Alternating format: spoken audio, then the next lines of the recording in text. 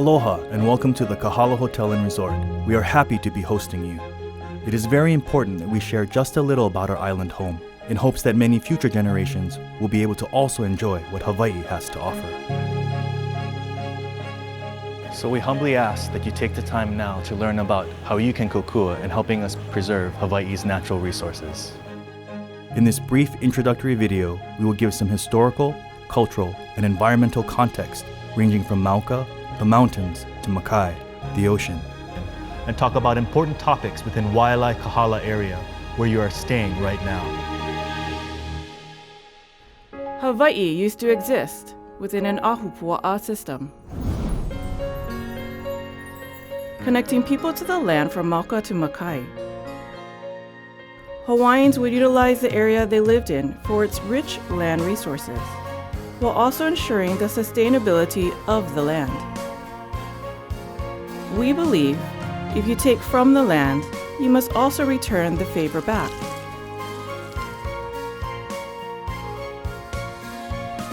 When visitors first came to Hawaii in 1778, they began forcing change upon the way Hawaiians lived with each other and with their land.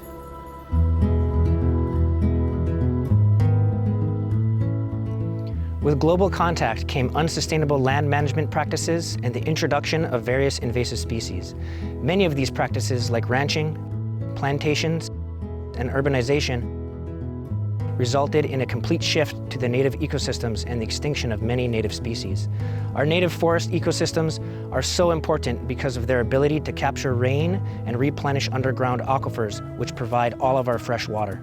Without our native forests, the watersheds cannot efficiently capture water, and there are higher risks of other negative impacts, such as wildfire. Recreational human activity is one of the ways that invasive species can spread to places they shouldn't. Hikers may be unknowingly bringing invasive seeds stuck onto shoes brought in from the mainland or from different islands into native forest zones. So be sure to clean any hiking gear before you go hiking to make sure you aren't accidentally transferring species between places. And please be sure to stay on the trail and always check to make sure no trash gets left behind.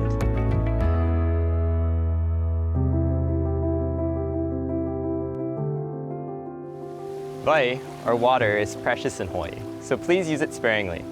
It is what provides abundance for our islands. However, with an increase in urban development, it has put a strain on our freshwater resources. A lack of freshwater flow can cause warmer seawater, which contributes to harmful invasive limu, or seaweed growth, and the disappearance of our native fish.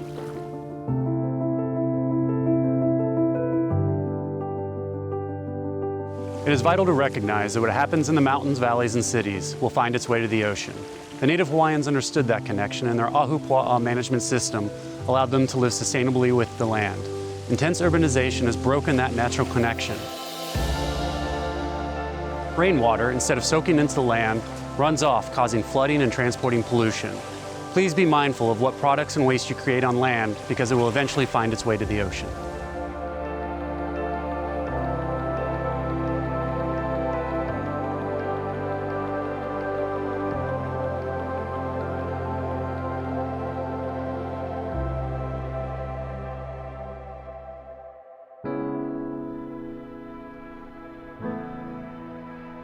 So we're here at Waialae, and Waialae was famous for freshwater springs. And in particular, there was a freshwater spring that was reserved for Princess Kamamalu. And this was a special bathing pool, and no one was allowed to pollute or desecrate this water that was reserved for the princess. And it was kept by kapu, and that means these were laws that protected the beauty of this land and these waters. During the time of King Kamehameha III, he comes to Waialae with all his entourage, and they're hot and they're dusty and they're tired. They've been riding, and when they get to Waialae, they meet an elderly couple, and the king asks the couple, "Can you take me to get fresh water?" And they say, "Oh, we're the keepers of this fresh water." And that duty was passed down to us by our ancestors, and it was their duty to safeguard this fresh water. And so they take the king to the fresh water, and they take him to the hiding place. And in the pohuihui, hidden away, there's a stone slab, and they lift up the slab, and they say, here, we've been waiting for this day, and all these years we have safeguarded this fresh water so that today you may drink. There's a kuleana, a responsibility we have to keep our waters clean and not polluted with harmful chemicals and pollutants. And we can all play a part in that. Mahalo.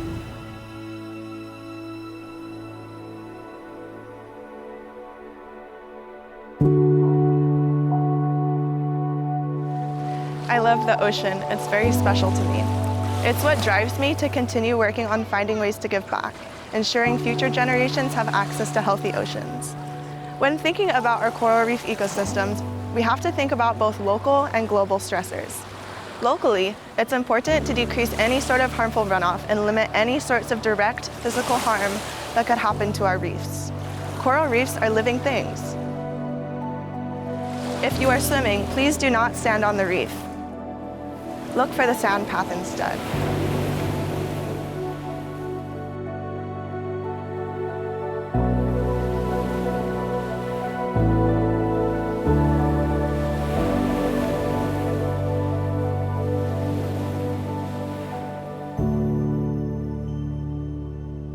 On a global scale, our reefs primarily face a twofold threat stemming from increased atmospheric carbon dioxide, ocean warming and ocean acidification. When the ocean absorbs heat from our atmosphere, it becomes warmer, forcing corals to survive in uninhabitable conditions. This results in a phenomenon called coral bleaching, which often leads to coral death. Ocean acidification is when the ocean absorbs atmospheric carbon dioxide, resulting in a seawater chemistry change that takes away building blocks that corals need to build their structures. Not only does this harm other plants and animals that live in reef ecosystems, but coastal communities that rely on sturdy reef protection from wave action and storms. In these ways, even if you live on the other side of the world, you're still contributing to the health of our coral reefs and the survival of our islands. It's always a good idea to reduce your carbon footprint and try to support efforts addressing global climate change. Here at the Kahala, we're trying to do our part in restoring and protecting our aina. We believe that starting with one small step, you can personally have a large positive effect for all future generations. We invite you to learn more about our Kiska program, the Kahala Initiative for Sustainability, Culture, and the Arts. One aspect of Kiska, our encouraging visitors to Malama Ike Kai program, includes our live touch tank and coral education pop-up event.